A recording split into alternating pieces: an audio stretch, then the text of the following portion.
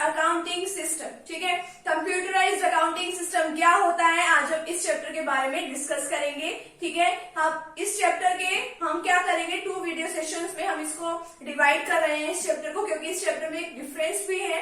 ठीक है, computerised accounting में और मैनुअल अकाउंटिंग में। ठीक है, तो हमारे जो है इस चैप्टर के 2 वीडियो सेशंस रहेंगे, तो आप जो है दूसरा वीडियो सेशन भी जरूर देख लीजिएगा और उसका लिंक जो है आपको डिस्क्रिप्शन बॉक्स में मिल जाएगा। ठीक है, और अगर आपको क्लास +1 अकाउंट से रिलेटेड, अगर आपको अकाउंट्स में, ठीक है, कोई भी चैप्टर समझना हो, चैप्टर 1 से लेके चैप्टर 27 तक, ठीक है, अगर आपको कोई भी चैप्टर समझना हो तो आपको सभी के लिंक जो है आपको डिस्क्रिप्शन बॉक्स में मिल जाएंगे। ठीक है, वहां पे सभी चैप्टर की प्लेलिस्ट जो है गिवन है। अगर आपको कोई भी टॉपिक समझना हो तो आप वहां से इजिली जो है समझ सकते हैं और अपनी जो क्वेरीज है आपकी वो दूर कर सकते हैं वहां से। ठीक है, और अगर आपको फिर भी ना समझ आए तो आप कमेंट बॉक्स में कमेंट करके कोई जो क्वेरी है वो पूछ भी सकते हैं। ठीक है, तो फ्रेंड्स अगर आप चैनल पे न्यू है तो चैनल को आप प्लीज सब्सक्राइब कर दीजिए, वीडियो को लाइक कर दीजिए, बेल आइकन को प्रेस जरूर कर दीजिएगा ताकि आपको आगे आने वाली वीडियोस का नोटिफिकेशन मिलता है। तो चलिए अब स्टार्ट करते हैं हमारा कंप्यूटराइज्ड अकाउंटिंग सिस्टम। ठीक है, कंप्यूटराइज्ड अकाउंटिंग सिस्टम, जैसे ही नाम से ही पता चल रहा है कि हम अकाउंट्स का सारा काम किसके थ्रू कर रहे हैं, हाथ के साथ नहीं कर रहे हैं। अगर हाथ के साथ काम करते हैं यानी कि सारी ट्रांजेक्शन जो है हैंड से हम रिटर्न करते हैं, कि सारी ट्रांजेक्शन को नोट डाउन करते हैं, ठीक है, जर्नल में, सब्सिडरी बुक्स में, फिर उसकी पोस्टिंग जो है फिर से हाथ के साथ करनी पड़ती है। ठीक है, फिर आगे हम ट्रायल बैलेंस बनाते हैं, ट्रेडिंग एंड P&L अकाउंट बनाते हैं, बैलेंस शीट बनाते हैं। अब तक तो सभी का पता चल गया होगा ना इन टर्म्स का। तो हम जो सारा का सारा काम करते हैं वो हम हाथ से करते हैं। अगर हम हाथ के साथ कोई भी काम कर रहे हैं, कोई भी अकाउंट बना रहे हैं, तो उसको क्या बोलते हैं, मैनुअल सिस्टम। क्या बोलते हैं, मैनुअल सिस्टम। और अगर यही सारे काम हम कंप्यूटर के थ्रू कर रहे हैं तो उसको हम क्या बोलेंगे, कंप्यूटराइज्ड अकाउंटिंग सिस्टम। बट हमें एक बात का ध्यान रखना है, कंप्यूटराइज्ड अकाउंटिंग सिस्टम में हम कोई भी अकाउंट से रिलेटेड कोई भी काम कर रहे हैं, कोई भी ट्रांजेक्शन्स को वहां पे रिकॉर्ड कर रहे हैं, बट ध्यान क्या रखना है हमें कि जो हमारे अकाउंटिंग प्रिंसिपल्स हैं, ठीक है, हमें उनको फॉलो करते हुए चलना है। आपने चैप्टर नंबर 3 में पढ़ा था ना अकाउंटिंग प्रिंसिपल्स के बारे में, आपके बहुत सारे प्रिंसिपल्स थे, तो आपको उनको ध्यान में रख के सारे के सारे काम जो है वो करने हैं। आपको GAAP generally accepted accounting principles, ये जो है इसमें ना कुछ रूल्स आपके गिवन होते हैं, यानी कि अकाउंटिंग प्रिंसिपल्स के कुछ रूल्स गिवन है, आपको वो फॉलो करते हुए सारे काम जो है करने हैं। फिर आप मतलब कंप्यूटर से करो, हाथ से करो, कुछ फर्क नहीं पड़ता। ठीक है, और कंप्यूटराइज्ड अकाउंटिंग सिस्टम में क्या है, हम सारे के सारे काम अकाउंट्स के किससे करते हैं, कंप्यूटर से करते हैं। ठीक है, इसकी एक डेफिनेशन भी दे रखी है, अगर आप चाहो तो उसको लर्न कर लेना। A computerized accounting system is that accounting information system, ये वो अकाउंटिंग इंफॉर्मेशन सिस्टम है that helps in processing the financial transactions. ये किस ट्रांजेक्शन्स को प्रोसेस करता है, फाइनेंशियल ट्रांजेक्शन। फाइनेंशियल ट्रांजेक्शन्स कौन सी होती है, जो कि मनी की टर्म्स में होती है, ठीक है, उनको ही ये प्रोसेस करता है। And events as per the generally accepted accounting principles. और ये जो सारे के सारे आप काम कर रहे हो वो किसके ऊपर बेस्ड होने चाहिए, GAAP generally accepted accounting principles के अकॉर्डिंग होने चाहिए। ठीक है, आपको ये बात ध्यान में रखनी है।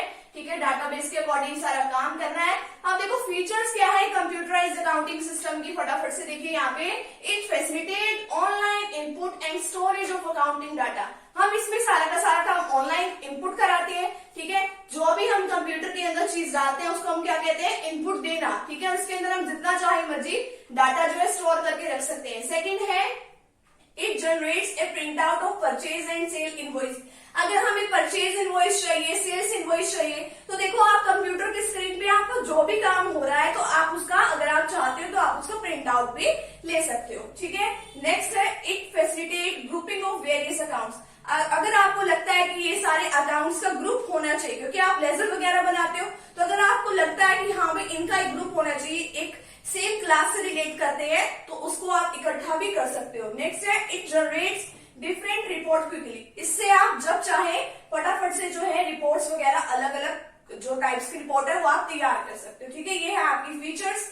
नेक्स्ट है इसकी advantages of computerised accounting system. सबसे पहला है हाई स्पीड, ठीक है। अब देखो ह्यूमन बीइंग तो आराम से काम करेगा, ठीक है, थक भी जाएगा, बट ये जो कंप्यूटर है वो बिल्कुल स्पीड से काम करेगा, ठीक है। हाई रिलायबिलिटी, जो भी काम इसने किया है वो सही किया होगा, हम इसके ऊपर विश्वास कर सकते हैं, ठीक है। नेक्स्ट है एक्यूरेसी, एक्यूरेट तरीके से 100% अपना सही रिजल्ट जो है वो इसके अंदर देता है ये अपना, ठीक है, पूरा ठीक काम करके देता है। अपडेशन ऑफ इंफॉर्मेशन, अगर इसको लगता है कि किसी इंफॉर्मेशन को अपडेट करने की जरूरत है तो उसको ही अगर कोई भी अपडेशन आ जाता है तो उसको ऑटोमेटिकली अपडेट कर देता है।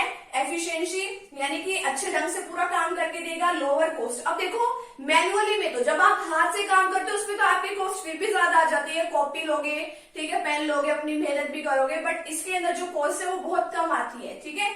एक बार आपको बस वो सिस्टम खरीदना होता है, फिर उसके बाद तो सारा काम आप ऑनलाइन कंप्यूटर पे कर सकते हो। नेक्स्ट है आपका स्टोरेज, इसके अंदर आप जितना मर्जी चाहे डाटा जो है स्टोर करके रख सकते हो। देखो अगर आप मैनुअली काम कर रहे हो हाथ से तो आपको बहुत सारी फाइलें जो है इकट्ठी कर करके रखनी पड़ेगी, आपका पूरा रूम ही भर जाएगा, ठीक है, अगर काफी टाइम से अगर आप फाइलों को मतलब स्टोर करके रखोगे। अगर आप इसको ऑनलाइन कैसे स्टोर कर सकते हो, सीडी से, डीवीडी से, तो इस तरीके से आप ये अपना डाटा जो है पेन ड्राइव वगैरह में सेव करके रख सकते हो, ठीक है। नेक्स्ट है सिक्योरिटी ऑफ डाटा, इसमें सिक्योर डाटा की काफी सिक्योरिटी होती है, मैनुअली तो इतनी होती भी नहीं है, बट इसके अंदर होती है, आप पासवर्ड्स वगैरह जो है सेट करके रख सकते हो, ठीक है, और अच्छा पासवर्ड लगा लो, कोई हैक भी ना कर सके। नेक्स्ट है क्वेरीज, अगर किसी को क्वेरी हो जाती है कि कोई क्वेश्चन पुट आउट करना है तो वो इजीली जो है कर सकता है, ठीक है, एकदम ये उसका आंसर जो है फटाफट से हमें दे देता है। अगर हमें जानना है कि हमारे कितने डेटर्स हैं या कुछ भी जानना इस मंथ में कितने डेटर्स हैं, यानी कि हमने कितने पैसे किसी से लेने हैं,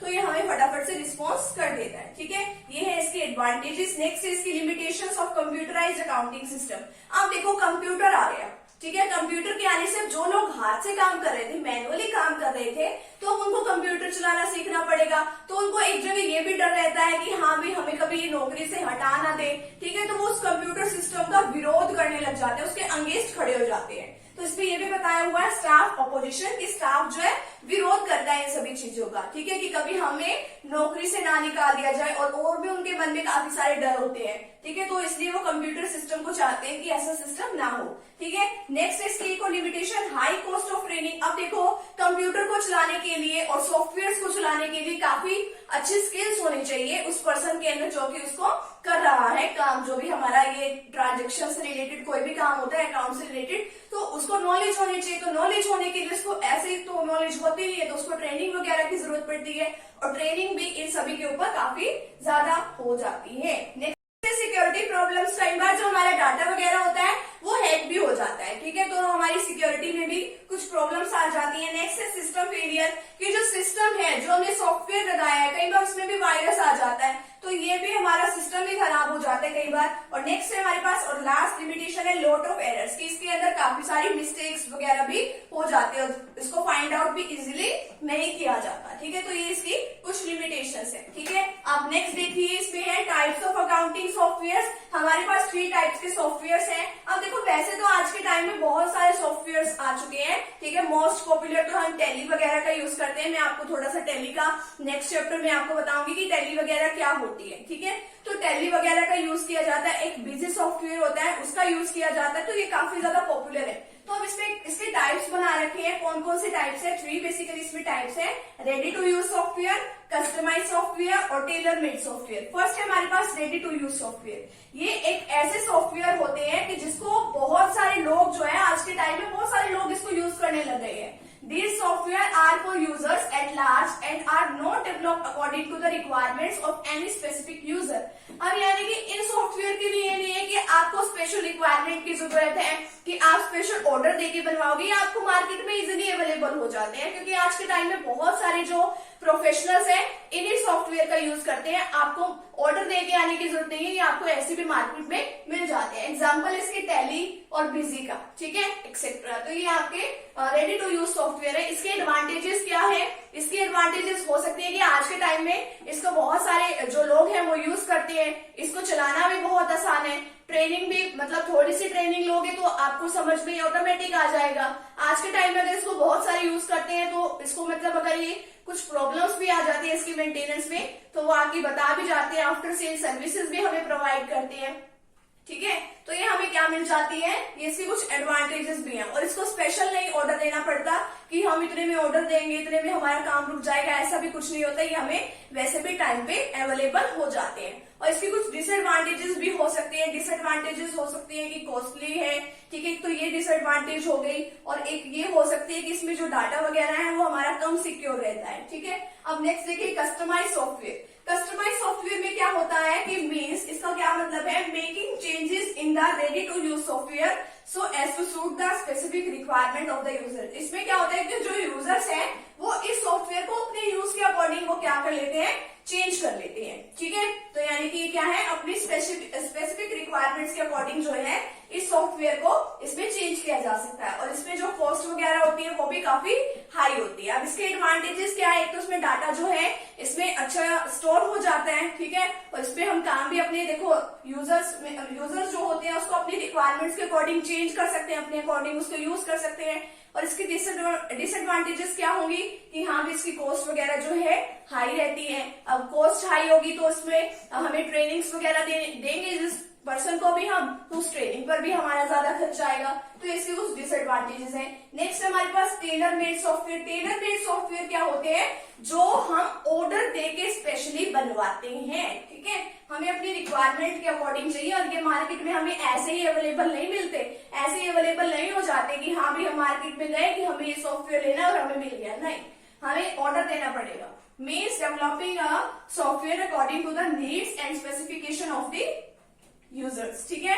this software are not available off the shelf, ये हमें ऐसे ही अवेलेबल नहीं होते। और मतलब यूजर्स की नीड्स के अकॉर्डिंग, उनकी स्पेसिफिकेशन के अकॉर्डिंग ये जो सॉफ्टवेयर है वो प्रिपेयर किए जाते हैं, ठीक है। तो इसके एडवांटेजेस क्या हो सकती है कि एक तो ये बिल्कुल यूजर जो है जिसको इसको यूज करना है उसकी रिक्वायरमेंट्स के अकॉर्डिंग ये तैयार होता है। और इसके अंदर देखो क्या होता है कि हमें ये ऑफ द शेल्फ जो है ऐसे ही अवेलेबल नहीं होते, अपनी नीड्स के अकॉर्डिंग हमें मिल जाते हैं। इसमें जो हम डाटा जो है इजिली सिक्योर करके रख सकते हैं, यानी कि हमारी सिक्योरिटी जो है काफी ज्यादा होती है। और डिसएडवांटेजेस क्या होती है, अब इसको चलाने के लिए भी हमें किसी पर्सन को ट्रेन करना पड़ेगा या खुद ट्रेनिंग लेनी पड़ेगी, तो ट्रेनिंग भी आजकल काफी महंगी आती है। और क्या हो सकती है, अब ये जो है सबसे महंगा सॉफ्टवेयर मिलेगा आपको मार्केट में अगर आप इसको लेने जाओ, क्योंकि आप इसको अपनी रिक्वायरमेंट्स के अकॉर्डिंग उससे बनवाओगे स्पेशल ऑर्डर देके, तो ये काफी महंगा भी होता है, ठीक है। तो इसके कुछ डिसएडवांटेजेस हैं।